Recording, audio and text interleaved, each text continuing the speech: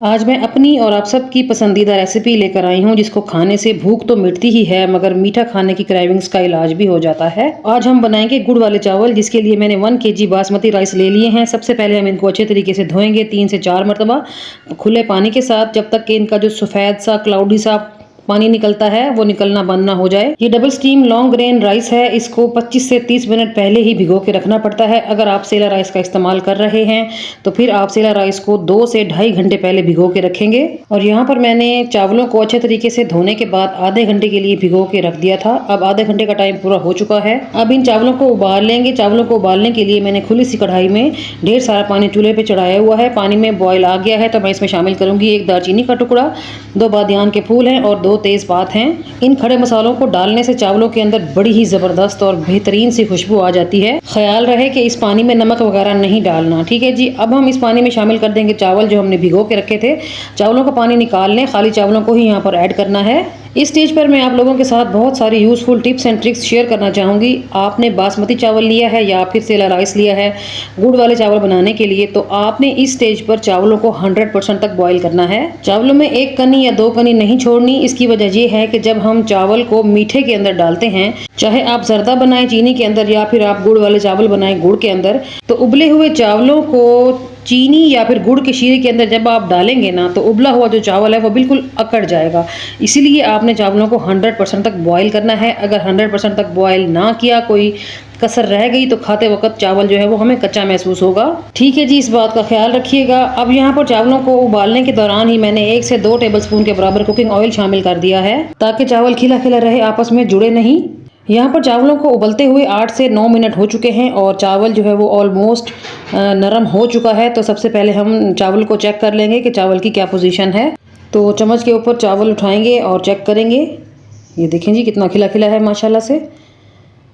और हाथों से प्रेस करके देखेंगे, ये देखें यहाँ पर चावल जो है वो मैश हो गया है प्रेस करने से ही। तो चावल जो है वो हमारे 100% तक बॉयल हो चुके हैं। चावलों को पैन में से निकाल लेंगे, पानी निथार लेंगे। अब सेम पैन के अंदर डालेंगे आधा कप के बराबर कुकिंग ऑयल। अगर आप कुकिंग ऑयल में बना रहे हैं तो आधा कप ही जाएगा।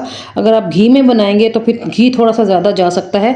अब हम इस कुकिंग ऑयल में डालेंगे कुछ मज़ीद खड़े मसाले। इसमें शामिल है 1 चम्मच सौंफ, 4 लौंग, 2 से 3 हरी इलायचियाँ और 1 बड़ी वाली इलायची है। अब इन मसालों को ऑयल के अंदर कुछ देर के लिए कड़कड़ा लेंगे। इन मसालों की इतनी ज़बरदस्त खुशबू और इतनी कमाल का जायका बनता है गुड़ वाले चावलों में कि जब खाने बैठते हैं तो हाथ नहीं रोक पाते। इसकी वजह इन मसालों की खुशबू है।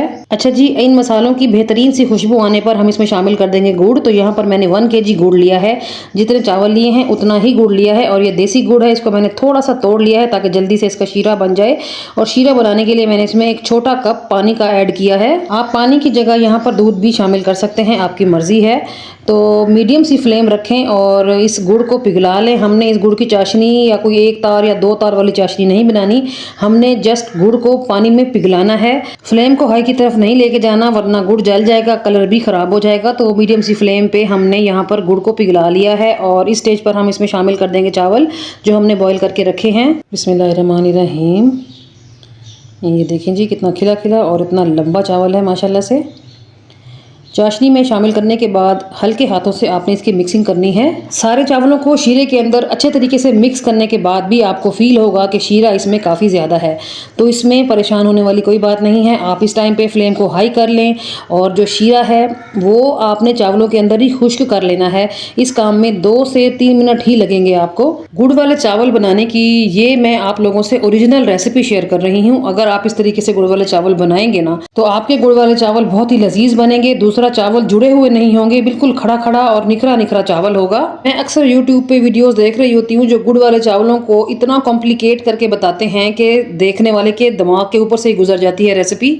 मेरी आज की रेसिपी बिल्कुल क्लियर कट और टू द पॉइंट है। इतनी आसान रेसिपी है कि कोई 10 से 12 साल की बच्ची भी बनाना चाहेगी ना तो आराम से बना लेगी। अच्छा जी, अब चावलों में शीरे की क्वांटिटी हाफ रह चुकी है और 4 मिनट लगे हैं मुझे शीरे को रिड्यूस करने में, शीरे को ड्राई करने में। और ये चावलों को दम लगाने का बिल्कुल परफेक्ट टाइम है। तो फ्लेम को बिल्कुल लो पे लेके जाएं और कवर लगा दें।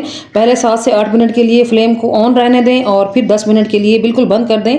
तो टोटल 18 मिनट के बाद यहाँ पर कवर हटाएंगे। बिस्मिल्लाहिर्रहमानिर्रहीम। ये देखें जी माशाल्लाह कितना खिला खिला और कितना बेहतरीन चावल नज़र आ रहा है। और चावलों को खोलने के लिए चम्मच को साइडों से नीचे की तरफ लेके जाएं और फिर ऊपर की तरफ चावलों को खोलेंगे तो ये देखें जी माशाल्लाह बिल्कुल भी जुड़ा हुआ चावल नहीं है। बहुत ही बेहतरीन और मज़ेदार सी रेसिपी हमारी बन के रेडी हो चुकी है माशाल्लाह सुभान अल्लाह। तो चलते हैं मज़ेदार से चावलों को डिश आउट कर लेते हैं।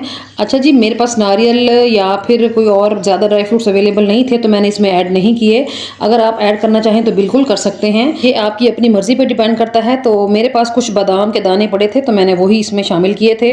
और इस स्टेज पर ये बताएं कि आपको मेरी आज की रेसिपी कैसी लगी है। मुझे उम्मीद है अच्छी लगी होगी। अगर अच्छी लगी है तो प्लीज़ वीडियो को लाइक और शेयर करें और चैनल को सब्सक्राइब कर दें। तो चलिए अब चावलों को ट्राई करके मैं आपको बताती हूँ कैसे बने हैं। सबसे पहले आप इसकी लुक देखें, कितना खड़ा खड़ा चावल है, चावल का एक भी दाना नहीं टूटा। आप देख सकते हैं कि इतने लंबे और साबुत चावल मौजूद हैं और बहुत ही कमाल की रेसिपी हमने बना के रेडी कर ली है।